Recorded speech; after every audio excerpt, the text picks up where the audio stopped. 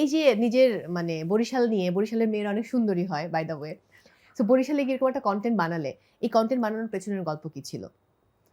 এটা তো আমার সিরিজ যেটা করছি ডিসকভারিং ডিসকভার বাংলাদেশ বাংলাদেশ, হ্যাঁ। উইথ চমক অ্যান্ড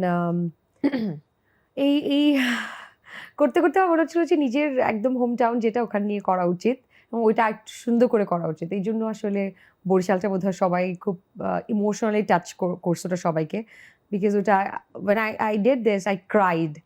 আমার কীর্তনখোলা নদীর উপরে একটা ব্রিজ হয়েছে খুব সুন্দর, ওই ব্রিজটার উপরে দাঁড়ায় আমার I was crying. মনে হচ্ছিল যে ও মাই গড, এই শহরটাতে কত বছর আসা হয় না। আমার নানু ভাই 30 গোডাউনে ফুড ইন্সপেক্টর ছিলেন, গভর্নমেন্ট অফিসার ছিলেন, তো আমার ওখানে নানু বাড়িতে জন্ম। তারপরে আবার মানে হয় না যে মা বাবা প্রেগনেন্ট, মারা প্রেগনেন্ট থাকলে বাবা বাড়িতে যায়, তো এই জন্য আমার নানু বাড়িতে এসে আমার জন্ম হয়েছিল। তারপর আবার উই শিফটেড টু ঢাকা, তো জন্মটা কিন্তু আমার ওখানেই হয়েছিল। সো ওই যে মনে হয় একটা নারীর টান বলতে একটা বিষয় থাকে, I felt this and that's why you felt that emotion. হ্যাঁ, আমি আর এতগুলো কস্টিউম চেঞ্জ করেছো, কয়দিন শুটিং মানে করতে সময় লেগেছে? 3 দিন। ও 3 ডেজ। হ্যাঁ, তাহলে তো না বেশ সময় নিয়ে তুমি করেছো। আমার কন্টেন্টগুলো আমি একটু সময় নিয়ে করি, বিকজ ডিসকভারিং বাংলাদেশ শুধু করার জন্য করা না, এটা অ্যাকচুয়ালি আই এম ডিসকভারিং এই যে বাংলাদেশ, মাই এটা যে তুমি কান্ট্রি। করবে, এই আইডিয়াটা কি তোমার মানে হঠাৎ করে এই ভূত কেন মাথায় চাপলো তোমার?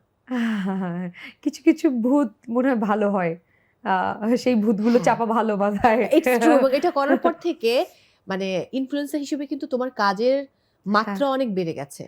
হ্যাঁ হ্যাঁ হ্যাঁ, আমি জানি না, আমি হ্যাঁ ভালো পয়সা হচ্ছে। True that. কারণ আমি যেখানে যাই আমি দেখি কয়জন ইনফ্লুয়েন্সার আসবে, নামের লিস্টে কি ওকে ফাইন এখানে চমকের নাম আছে।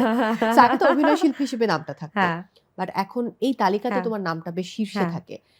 হ্যাঁ ভালো, they are considering me as a top content creator, তো আমার খুবই মজা লাগতেছে। ও মাই গড, মাত্র 3 মাসের একটা ইন্ডাস্ট্রিতে জার্নি করে যদি আমাকে ওরা উপরের তালিকাতেই রাখে কন্টেন্ট ক্রিয়েটর হিসেবে, তাহলে আমার মনে হয় এটা তো একটা বড় পাওয়া।